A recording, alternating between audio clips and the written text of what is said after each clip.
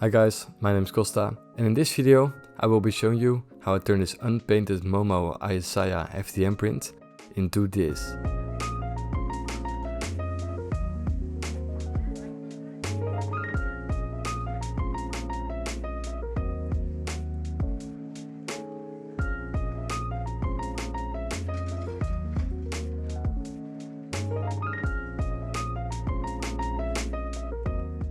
I really love painting skin tones, so I almost always start with it. And also, if I mess stuff up here, I can still fix it before doing all the other details. First I will lay down Vallejo Wardrobe Purple over all the skin. I know it may sound a bit weird for skin, but it will give it those natural subtle shadows that will make it look alive later on. Once that's dry, I spray a super thin layer of Vallejo Red into all the folds and shadow areas. So think about behind the knees, where the socks will be, under the jaw, and in the palms of the hands.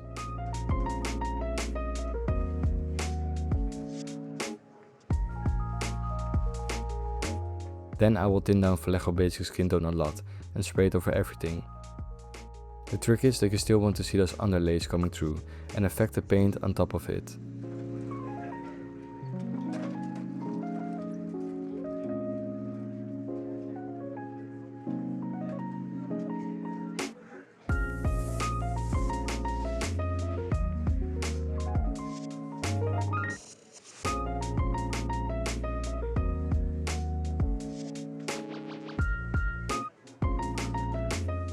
Next up is Vallejo Light Flash. With this paint I just hit the highlights, so top of the thighs, knees, the forehead, the cheekbones, just anywhere the light will naturally hit.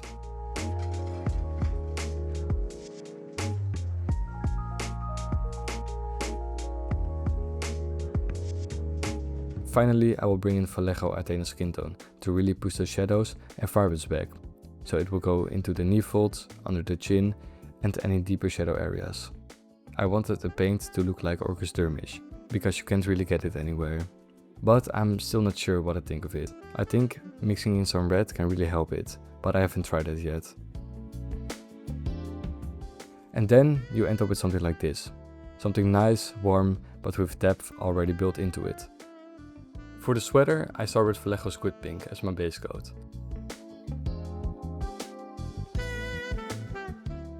And then I will shade with Citadel Drift Charger Grey under the arms and in the folds of the fabrics.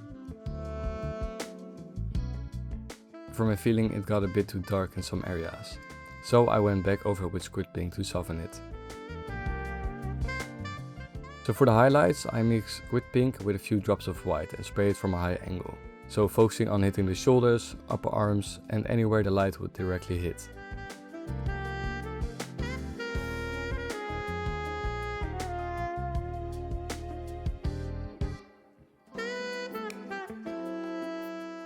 Then for the neck color I sprayed DanDaDan for the base coat and then took Vallejo Red and colored in her bow.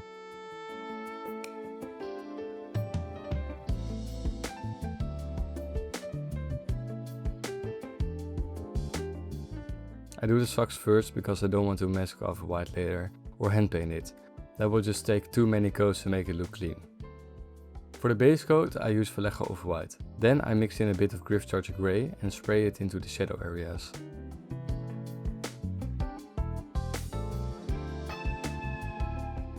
For the highlights I just used Vallejo White and sprayed it lightly on the raised parts.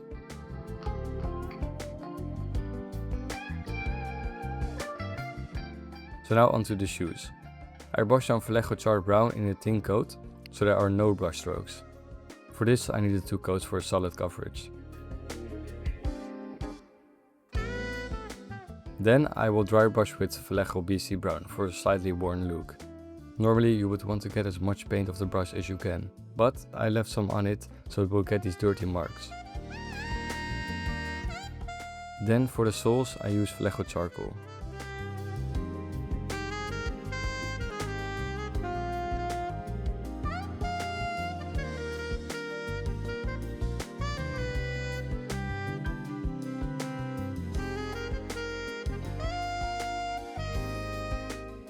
So now onto Turbo Granny. For the base tones I use Vallejo DanDaDan. The reason why I don't just use plain white is because that will make it look boring. I won't be able to add a highlight because I can't use a brighter color than white. This also applies for black. I can't use a darker color than black. For the shading, I add a few drops of Vallejo dark blue into the DanDaDan for the shadow areas.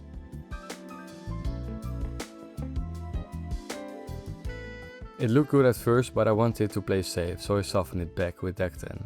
I kinda regret that though, because I think the original contrast made it look better. For the highlights I use Vallejo white. I spray this on top of the head, nose and knees. For the gold parts I first paint the area black. Metallics always look better over black. The color will be richer and shinier. Then I will go over it with Citadel Retributor armor. I did this in 3 coats because I wanted it to be perfect and solid. For the face, I carefully paint the eyes and outlines and the pupils with black. You wanna be extra careful here. You really don't wanna slip here. Fixing mistakes on white is a pain.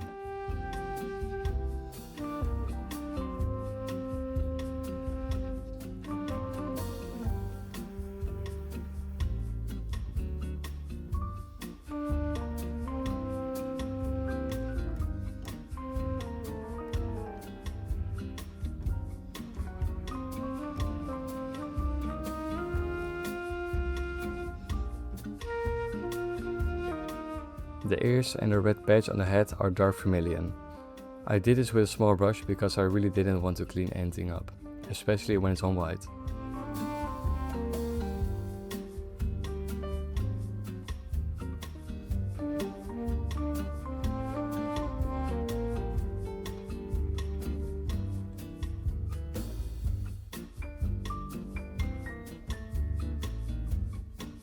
So now onto the rocky base.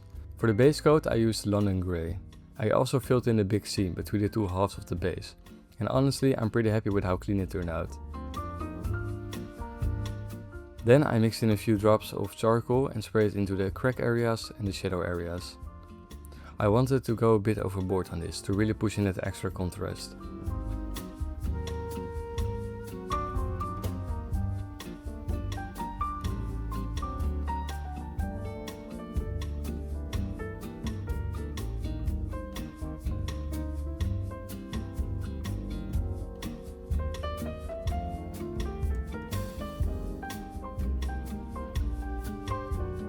For my highlights I used Momo Grey. I only sprayed it where the light will hit, for example not under Momo's feet.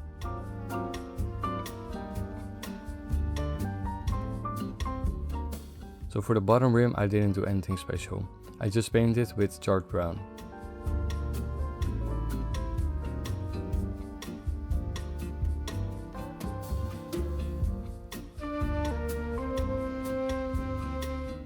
Now onto the skirt. The base coat for this will be dark blue. You want to go slow here. You don't want to get any blue on the skin tones we just worked on.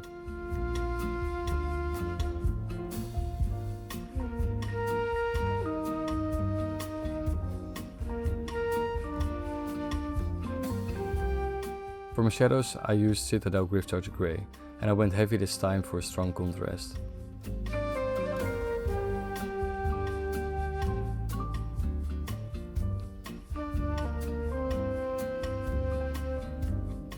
My highlights are Andrea Blue, to really make it pop.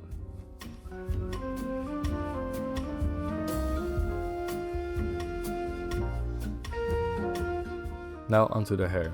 I mixed charred brown with a few drops of carmine red for the dark reddish brown look. So to be honest, this head sculpt made it really tough to get a good coverage. There were so many hidden areas between the neck and the hair.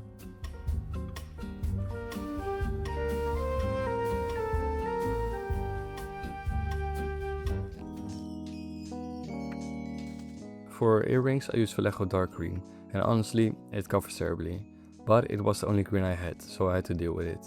This one is from an old model series though, so I think it's because of the old formula. And to get a clean coverage it needed 3 coats. After that I seal everything with satin varnish, so if I mess up on the eyes I can carefully wipe mistakes without destroying the paint.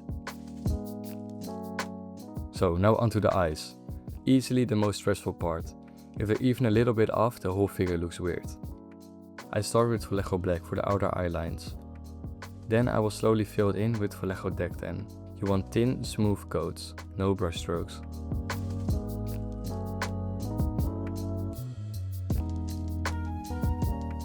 Then a black U shape at the top of the eyelids, building it up slowly and keeping it symmetrical.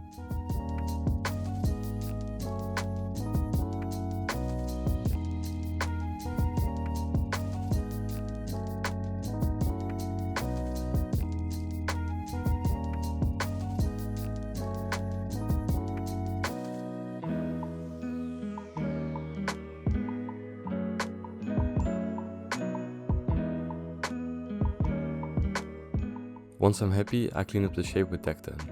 I want to paint red over it, so in order to do that, I need a white undercoat. If you paint red over black, you will get a dark, muted and muddy color, and you don't want that. You want a bright, vibrant red.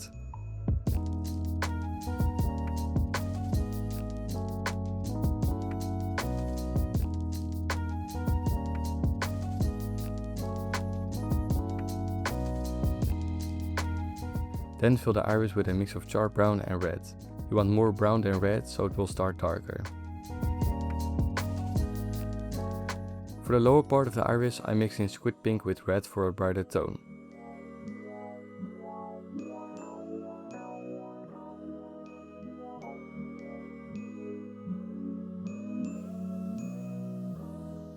And then for the brightest tone, I add a couple of small strokes with squid pink to give it even more depth.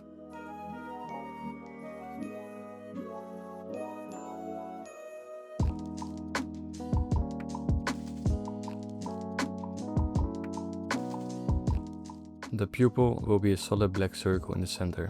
Be sure to keep it symmetrical.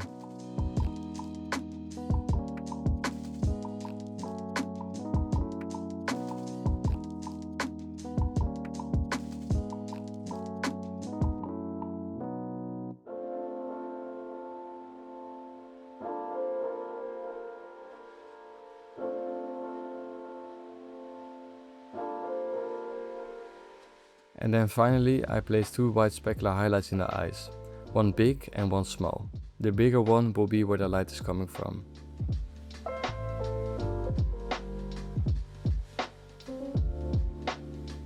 For the lips I glaze Athena skin tone over them for a soft, natural look.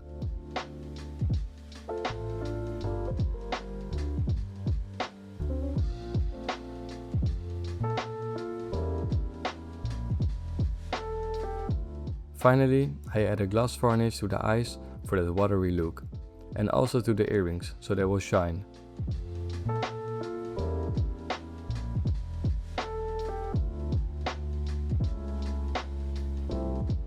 And then we can color done and glue it together.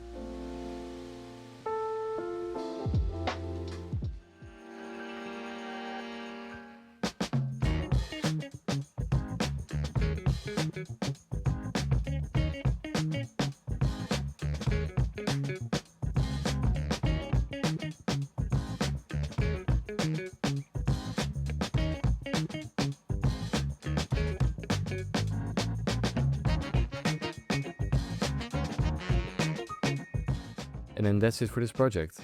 Thank you all so much for watching this video, it really means a lot to me. In my next video, I'll show you how I made this 100% FDM printed figure and my best tips for getting sharp details with almost no visible layer lines. If you liked the video, please hit a like, subscribe, and I'll see you in the next one.